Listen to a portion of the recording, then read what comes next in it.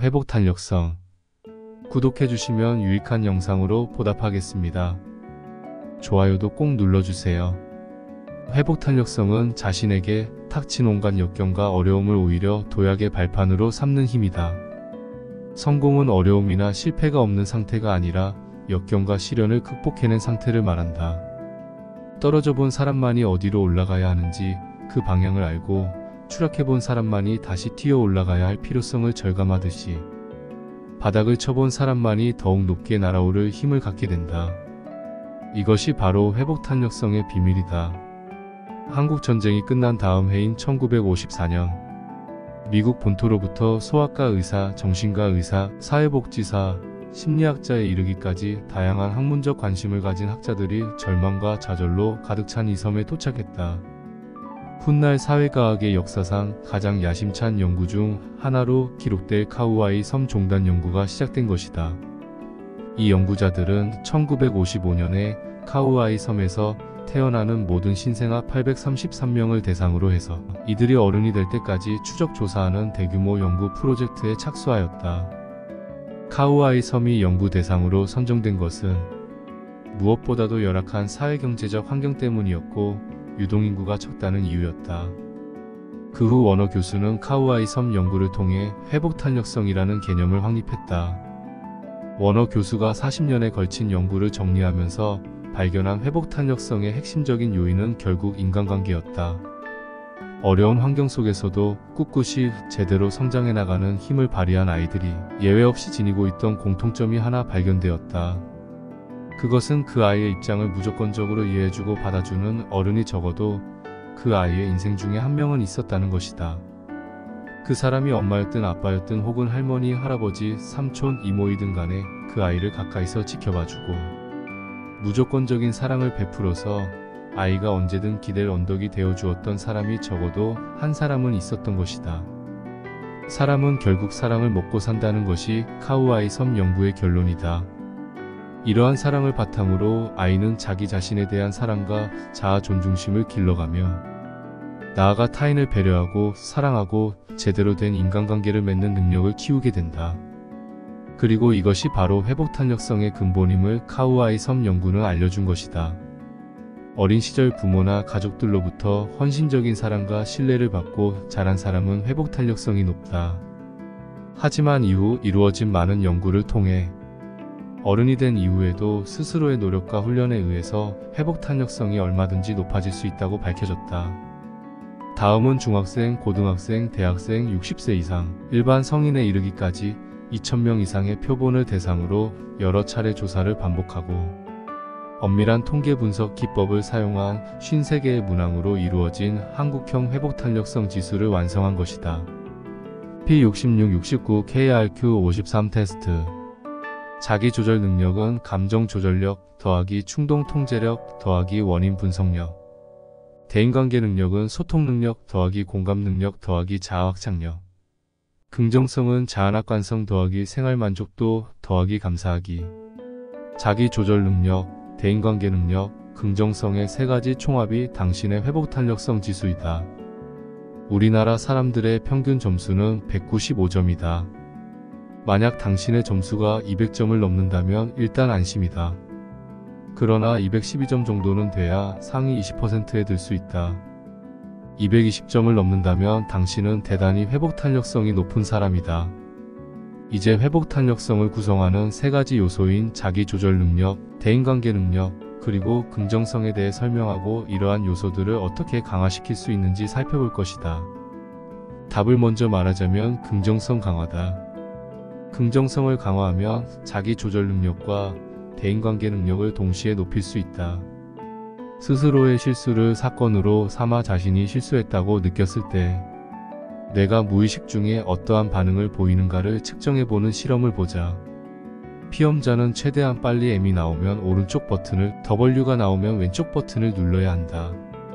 실험이 시작되면 M이 자주 나오기 때문에 피험자들은 오른쪽 버튼을 누르는 것에 쉽게 익숙해지고 습관화가 진행된다.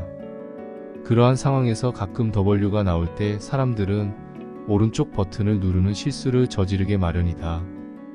회복 탄력성이 높은 사람들과 낮은 사람들 중 누가 실수를 덜 했을까? 놀랍게도 회복 탄력성이 낮은 사람들의 정답률이 2배 이상 높았다. 회복 탄력성이 낮은 사람들은 천천히 조심스럽게 응답했고 따라서 실수를 덜 했으나 회복 탄력성이 높은 사람들은 상대적으로 훨씬 더 빠르게 응답했고 따라서 실수율도 더 높았다. 이는 실수를 두려워하는 소심한 사람일수록 회복 탄력성이 낮으며 자신의 실수 역경을 회피하려는 성향이 대단히 높다고 할 수 있다. 회복 탄력성이 낮은 사람들은 실수를 지나치게 두려워한다. 이런 사람들은 실수를 덜 하지만 정작 실수를 했을 경우에 그들의 뇌는 민감하게 반응하지 않는다. 실수를 적극적으로 모니터링하고 받아들이려 하기보다는 억누르고 무시하려는 무의식이 작동한다고도 해석할 수 있다. 한마디로 회복 탄력성이 높은 사람들은 스스로의 실수에 대해 보다 긍정적인 태도를 지닌 사람들이다. 그들의 뇌는 습관적으로 보다 더 과감하고 도전적이어서 늘 새로움을 추구한다. 자신의 실수에 대해 예민하게 반응하되 실수를 두려워하지 않는 것이 회복 탄력성이 높은 긍정적인 뇌의 특징이다. 디센 미소의 비밀. 얼굴 표정에 대한 본격적인 연구를 했던 심리학자 폴 에크만은 인간의 웃음 중에서도 긍정적 정서가 반영된 환한 웃음을 디센의 미소라 이름 지었다. 에크만은 광대뼈 근처와 눈꼬리 근처의 얼굴 표정을 결정짓는 근육을 발견해낸 디센을 기려 그의 이름을 따서 디센의 미소라 명명했던 것이다. 이러한 디센의 미소를 짓는 사람들의 뇌는 기본적으로 긍정적 정서를 타고났다고 볼 수 있다. 긍정적 정서는 상당 부분 유전적으로 결정되는 것이지만 사후적인 훈련과 노력을 통해서도 얼마든지 향상시킬 수 있다. 당신이 만약 환한 디센의 미소를 지을 수 있다면 당신의 뇌는 높은 수준의 긍정성을 지녔다고 볼 수 있으며 높은 수준의 회복 탄력성을 통해 평생 좋은 팔자를 누리게 될 것이다. 여기에는 과학적인 근거가 있다. 하커와 켈트너의 연구는 30년간의 면밀한 추적 연구조사를 통해서 이뤄졌다. 1958년과 1960년에 캘리포니아 오클랜드에 있는 밀즈 칼리지 졸업생 141명을 연구 대상으로 삼았다. 분석의 대상이 된 사진 중에서 50명의 졸업생은 눈꼬리에 근육이 수축되어 눈이 반달 모양이 되는 환한 디센의 미소를 짓고 있었다. 나머지는 카메라를 보며 인위적인 미소를 지어 보였다. 이 졸업사진의 주인공들이 각각 27세, 43세, 52세가 되는 해에 그들의 삶의 다양한 측면에 대한 자료를 수집하여 비교했다. 그 결과는 놀라웠다. 환한 긍정적 미소를 지었던 디센 미소 집단은 인위적 미소 집단에 비해 훨씬 더 건강하였으며 병원에 간 횟수도 적었고 생존율도 높았다. 결혼 생활에 대해서도 훨씬 높은 만족도를 보였으며 이혼율도 더 낮았다. 평균 소득 수준 역시 디센 미소 집단이 훨씬 더 높았다. 긍정성이 높아지면 남을 더 배려하고 더 도와주고 기부와 봉사 활동도 더 많이 하게 된다는 많은 연구가 있다. 경제적 어려움이든 건강상의 역경이든 인간관계에서의 갈등이든 인생의 어려움을 꿋꿋이 이겨내고 오히려 그러한 어려움을 통해 더욱더 크게 성장하는 힘을 갖게 해준다. 남을 배려하고 봉사하는 착한 마음으로 살면 그것이 자신에게 복으로 돌아온다는 것은 이제 단순히 도덕적인 이야기만이 아닌 과학적으로 입증된 사실이다. 자기 조절 능력, 감정 조절력 더하기 충동 통제력 더하기 원인 분석력. 회복 탄력성을 구성하는 첫 번째 요소인 자기 조절 능력이란 스스로의 감정을 인식하고 그것을 조절하는 능력이다.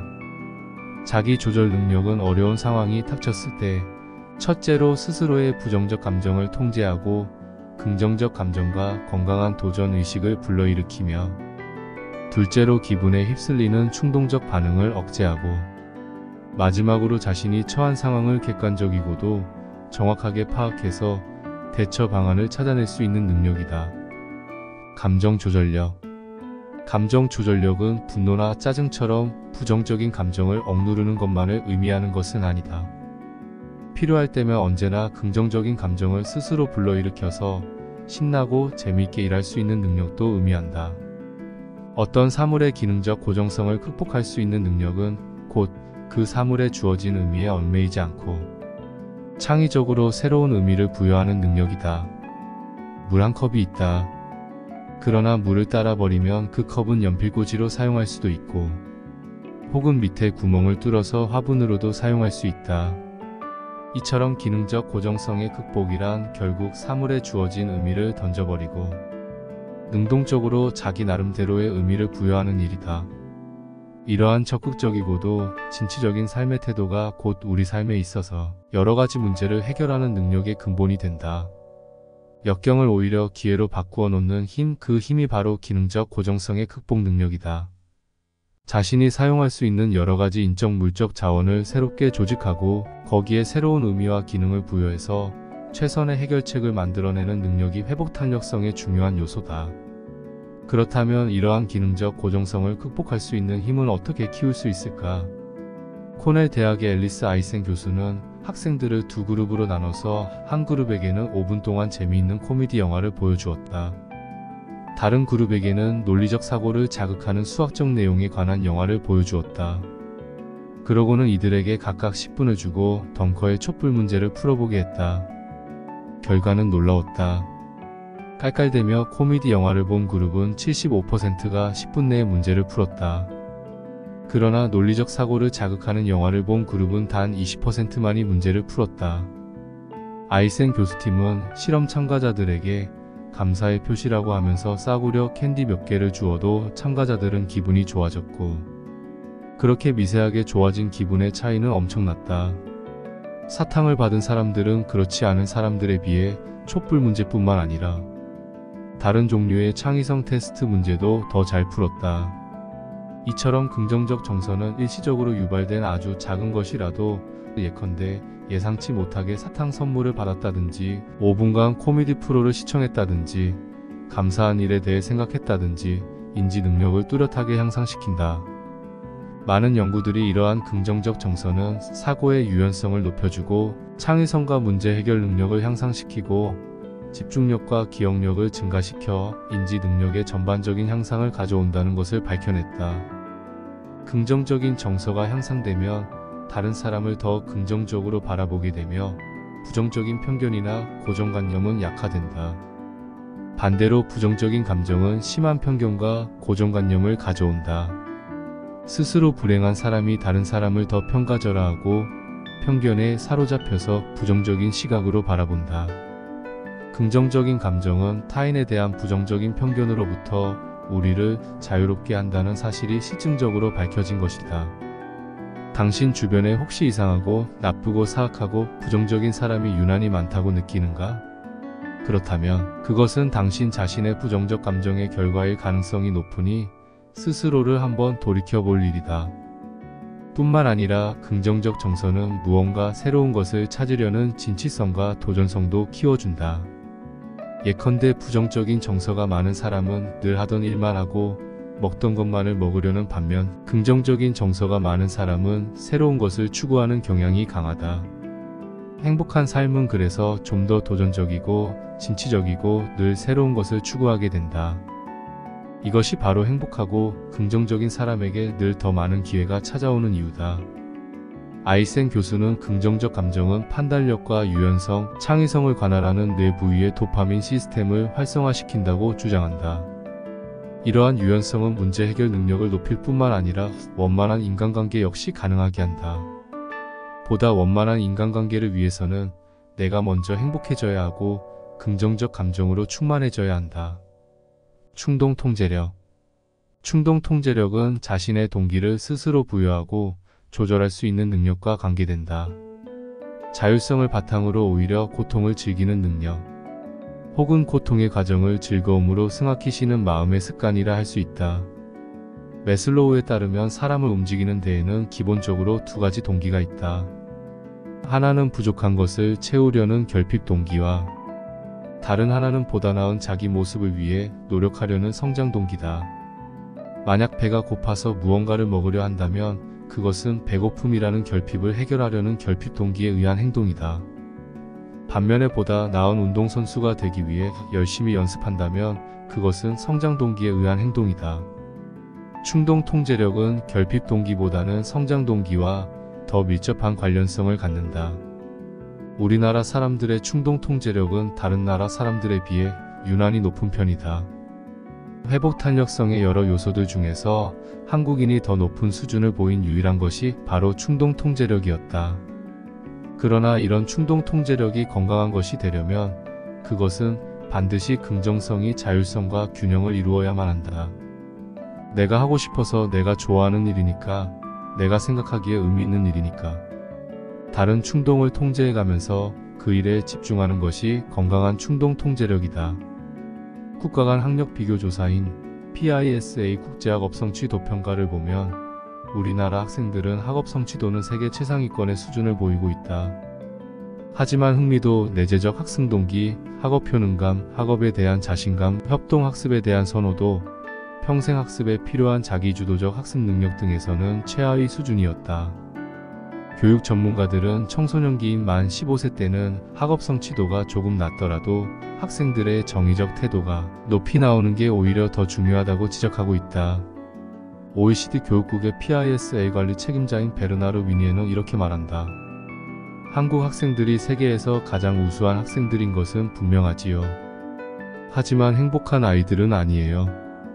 아이들이 스스로 공부에 즐겁게 몰입할 수 있으려면 자율성을 키워줘야 한다. 같은 일이라도 자기가 선택했다는 느낌이 들어야 인간은 흥미를 느끼며 강요된 것, 꼭 해야 하는 것이라는 압박을 느끼는 순간 그것에 대한 흥미를 급속히 잃어버리기 시작한다.